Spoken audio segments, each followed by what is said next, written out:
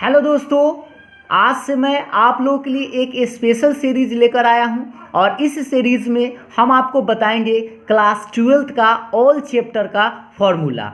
और जैसा कि आप सभी लोग जानते हैं कि हम लोगों का एग्ज़ाम नज़दीक है और एग्ज़ाम में ऑब्जेक्टिव सवाल ज़्यादा पूछे जा रहे हैं, जिसके कारण हमें फार्मूला की ज़रूरत बहुत ज़्यादा पड़ेगा। वह इसलिए क्योंकि डायरेक्टली ऑब्जेक्टिव सवाल जो है वह फार्मूला से डायरेक्ट पूछा जाता है। तो इसीलिए हम आपको लिए एक ऐसा सीरीज़ लेकर आए हैं जिसमें कि आपको हर एक चैप्टर का सिर्फ और सिर्फ फार्मूला बताएंगे, जिसको आप याद करके, और आपको ट्रिक भी ऐसा बताया जाएगा जिससे कि आप फार्मूला आसानी से याद कर सके। तो चलिए आज से हम इस सीरीज़ को स्टार्ट करते हैं और इस सीरीज़ में आज हम लोग फार्मूला नंबर पार्ट 1 में बात करेंगे डिफरेंशिएशन ऑल फार्मूला के बारे में।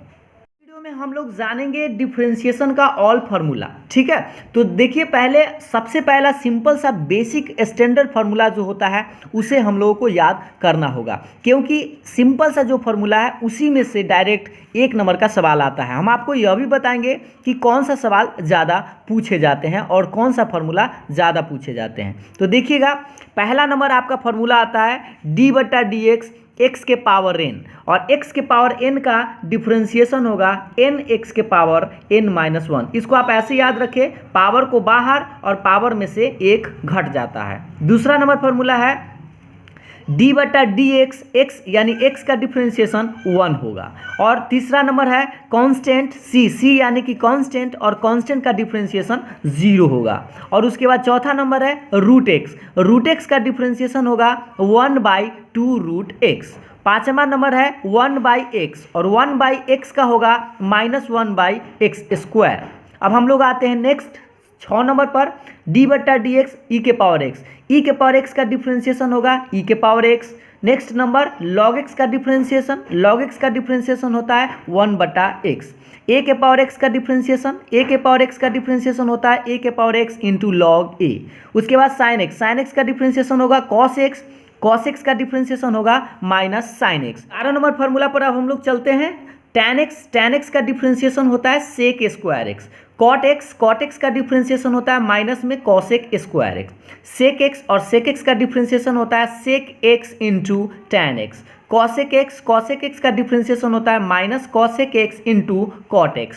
अब हम लोग इन्वर्स में आते हैं, तो साइन इन्वर्स x का डिफरेंशिएशन होगा 1/√1 - x²। उसके बाद कॉस इन्वर्स x का डिफरेंशिएशन होता है -1/√1 - x²। तो एक बात आप याद रखेंगे, साइन का और कॉस का सेम होता है, बशर्ते कि साइन प्लस में और कॉस माइनस में होता है। उसके बाद हम आगे बढ़ते हैं। tan इन्वर्स x का होगा 1/1 + x²। और उसी तरह से कॉट इन्वर्स x का होता है, कॉट इन्वर्स x का सेम होता है, बस इसमें माइनस होता है। तो देखिएगा कॉट इन्वर्स x का डिफरेंशिएशन होगा -1/1 + x²। अगर आप tan इन्वर्स याद रख लेते हैं तो आपको कॉट इन्वर्स याद हो जाएगा। उसके बाद नेक्स्ट है सेक इन्वर्स x, और सेक इन्वर्स x का होता है 1/x√x² - 1। और उसी तरह से कॉसेक इन्वर्स x का होता है, और कॉसेक इन्वर्स और सेक इन्वर्स सेम होता है, बस इसमें माइनस होता है। तो देखिए एक बार फिर से, कॉसेक इन्वर्स x का क्या होता है -1/x√x² - 1।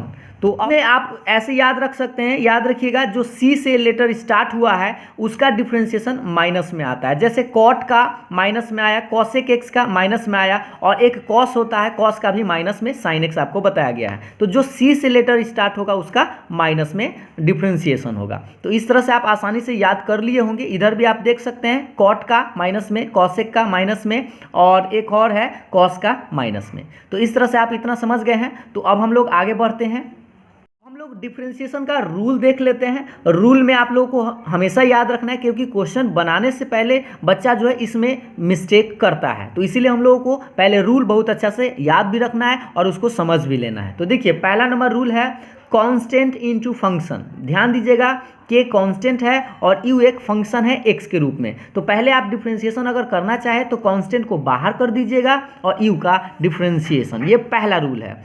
दूसरा नंबर रूल है, अगर प्लस में दो गो चीज़ हो, जैसे यू हो और एक बी हो, प्लस में हो या माइनस में हो, दो गो फंक्शन है x के रूप का, यू और एक बी, अगर हमको डिफरेंशिएशन करना हो तो क्या करेंगे, पहले यू का डिफरेंशिएशन करेंगे, और प्लस है तो प्लस देंगे, माइनस है तो माइनस माइनस देंगे और फिर v का डिफ्रेंशिएशन करेंगे। ये सिंपल सा रूल है। लेकिन तीसरा नंबर रूल क्या है, u इंटू बी। अगर इंटू में हो तब आप ऐसा इस्तेमाल नहीं करेंगे, इसका स्पेशल रूल लगाना होगा। इसमें आपको करना क्या होगा, पहला को बाहर कर लेना होगा और दूसरा का डिफ्रेंशिएशन, और प्लस दूसरा को बाहर करना होगा और पहला का डिफ्रेंशिएशन करना होगा। एक बार फिर से u को बाहर, b का डिफ्रेंशिएशन, प्लस b को बाहर, u का डिफ्रेंशिएशन। इसको याद करने का तरीका सबसे अच्छा है, पहला को बाहर, दूसरा का डिफ्रेंशिएशन, प्लस दूसरा को बाहर और पहला का डिफ्रेंशिएशन। ठीक है। और 4 नंबर देखिए, लास्ट रूल है u बटा v का। अगर बटा में हो यानी भाग में हो क्वेश्चन डिफ्रेंशिएशन में, तब हम लोग कैसे करेंगे, तो पहले आप लिखेंगे v का स्क्वायर और v को ही बाहर करेंगे और u का डिफ्रेंशिएशन माइनस u को बाहर और v का डिफ्रेंशिएशन। ठीक है। अब इसको याद कैसे रखेंगे, तो पहले नीचे का स्क्वायर, निचला को बाहर, ऊपर का डिफ्रेंशिएशन माइनस ऊपर का को बाहर और निचला का डिफ्रेंशिएशन। ठीक है। तो इस तरह से आप याद कर सकते हैं। हम लोग सीखेंगे डिफ्रेंशिएशन का ऑल फार्मूला में क्लास 12 का ही चेन रूल के बारे में। और चेन रूल जैसा कि आप सभी लोग जानते हैं कि चेन रूल आपके लिए सबसे ज़्यादा इम्पॉर्टेंट है। तो पहला नंबर आप याद रखेंगे dy/dx बराबर dy/dt गुना dt/dx, और dt से dt कैंसिल हो जाएगा तो फिर dy/dx बचेगा। ये किसके लिए है, जब आपके पास दो फंक्शन का डिफ्रेंशिएशन करना होगा, तो इस तरह से आप चेन रूल लगाएंगे।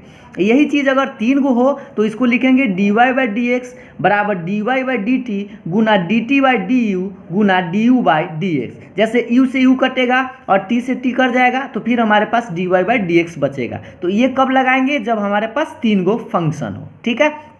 अब हम लोग ये चेन रूल पर ही इंपॉर्टेंट फार्मूला याद कर लेते हैं, जिससे कि आप आसानी से ऑब्जेक्टिव सवाल हो और सब्जेक्टिव सवाल हो बना सके। जैसे पहला नंबर फार्मूला याद रखें, d/dx फंक्शन के पावर n। d/dx फंक्शन के पावर n का फार्मूला क्या होगा, n पहले पावर को बाहर करेंगे, फंक्शन पावर में से 1 घटाएंगे मतलब n-1, और फिर से आप इसी फंक्शन का डिफ्रेंशिएशन करेंगे तो d/dx of function.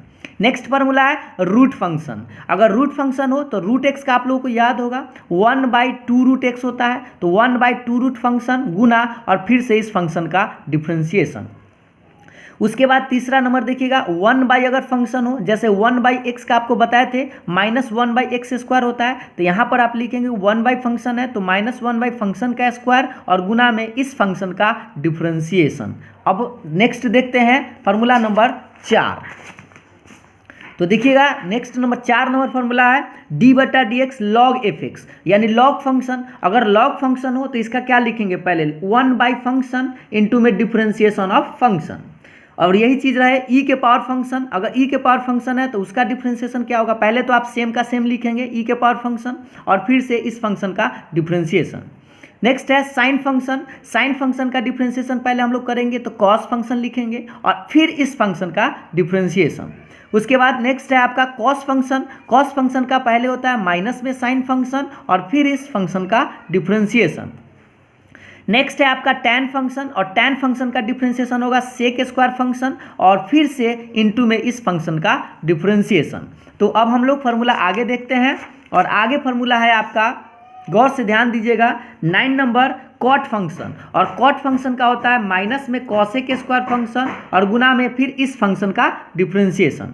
Sec function, sec x का आप लोगों को याद है, उस तरह से आप लिख सकते हैं। सेक एक्स का क्या होता है, sec x into tan x, तो यहाँ पर एक्स नहीं है बल्कि फंक्शन है, तो आप इस तरह से याद रखेंगे सेक फंक्शन का sec function into tan function into differentiation of function.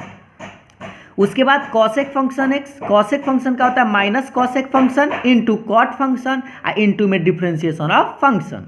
उसके बाद sine function, sine inverse function, तो साइन इनवर्स फंक्शन का क्या होगा 1/√1 माइनस फंक्शन का square into d/dx of function, मतलब फंक्शन का फिर से डिफ्रेंशिएशन। यानी कि पहले आपको क्या करना है, साइन इनवर्स एक्स का याद रखना है फॉर्मूला, तो 1/√1 माइनस एक्स स्क्वायर, लेकिन यहाँ एक्स नहीं है, एक्स के जगह क्या है फंक्शन है, तो फंक्शन का स्क्वायर और फिर इस फंक्शन का डिफ्रेंशिएशन।